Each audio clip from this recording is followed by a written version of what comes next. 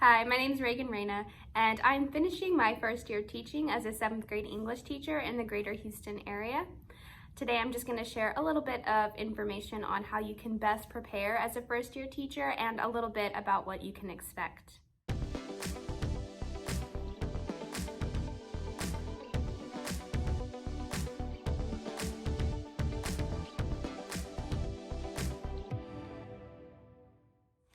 I have peers that I'm working with who have been teaching for over 5 years. They're geniuses in their content area, but no learning is happening in their classrooms because there's a lack of classroom management.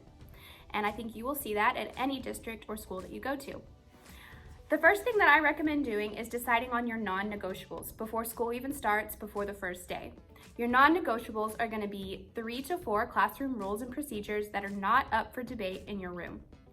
In my classroom, students are not allowed to get out of their seat without raising their hand and asking permission. They also have to use the research-based habits of discussion when talking to their peers. They cannot touch each other or each other's belongings because sharing is not caring in a 7th grade classroom. And also they have to adhere to the voice level of the room at any given time, either from a 0 to a 4. I also use behavior sheets in my classroom.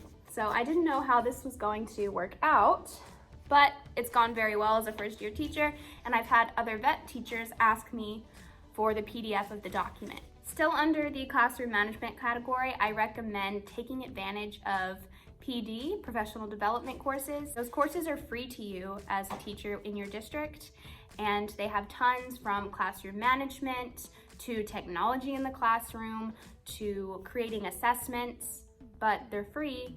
And your administrators notice when you take PD and whenever you go above and beyond the required PD hours. The next topic I want to discuss is asking questions. I'm sure everybody you talk to, their advice is going to be, don't be afraid to ask questions. I want to take that a step further and just tell you, ask questions. Save your time. I know I'm a very independent type A personality, and I didn't feel the need to ask questions. I can figure it out on my own. There's the internet, there's Google, there's YouTube. I can play around in the apps and figure it out. Save your time. Just save your time. Work smart, not hard. In the realm of asking questions, I highly recommend that as soon as you sign your contract or get the keys to your room, you ask your mentor for a contact list.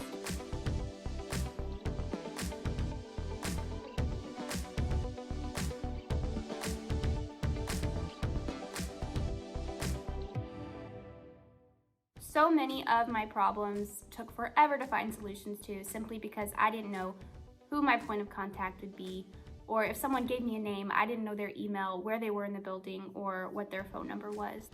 Specific questions I recommend that you ask. A school tour, you have to walk a class to another classroom. Fingers crossed you know where the art room is. Also, I would recommend that the first time you sync grades, you ask someone who's a vet teacher to sit down and do that with you. Many districts are very picky about how that is done, and there's more steps than you think. I would also ask how to use the apps in your dashboard. So each district has a different dashboard with different apps that have different purposes. And I didn't know what most of those apps were for. Didn't know any of that, had to figure that out for myself. I think just save the time. Have someone sit down with you at the beginning of the year, just walk you through the apps and what they do. Next topic, this one's very short and sweet, peers in the workplace. I remember being very excited to be around other professionals who were as eager to teach as I was, but there are slackers anywhere you go. There are negative people anywhere you go. So just remember, you are who you hang out with, and burnout is already such a danger.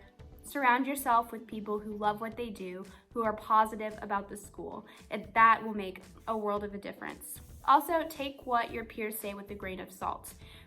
Their recommendations just may not be a fit for your classroom. Don't feel pressured to implement whatever they recommend in your room because you're a new teacher. Their teaching philosophy might be different. Not everything that a vet teacher tells you should be taken to heart. There's a lot of misinformation out there and just a lot of practices that won't align with yours, your philosophy, and what your students need. Take one day a week, just one day to yourself to give to yourself.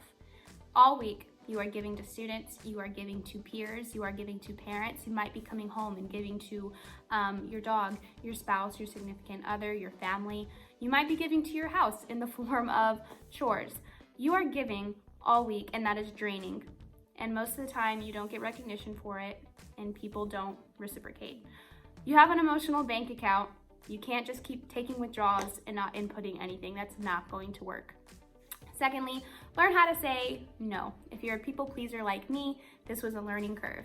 But if you say, yeah, I might be able to help out with that, you are signed up to help out with that. In your first year of teaching, you're already trying to figure out how to do things for the first time and how to increase your productivity. Everything you do is going to go insanely slowly because you're doing it for the first time. So you don't have time to take on a whole lot extra. Of course, one committee's fine or one after school group is fine. You want to be part of the, community at your school, but learn the word NO. The last thing I want to be brutally honest about is student behavior. Kids these days are a different breed, especially if you're going to be teaching in the greater Houston area like I currently am. Parents are home less than ever, and students are not receiving the social emotional learning that they need. This is resulting in serious behavioral issues, violence, language, and lack of respect for authority or peers. Student behavior is leading to a teacher shortage, not just in my school, but all over the state and all over the country. But if the kid knows you care, if you are building a relationship, if you have classroom management in order, your consistency will pay off. And on your worst of worst days, listen to that Rita Pierson TED Talk that I'm sure you have all heard. Every child needs a champion.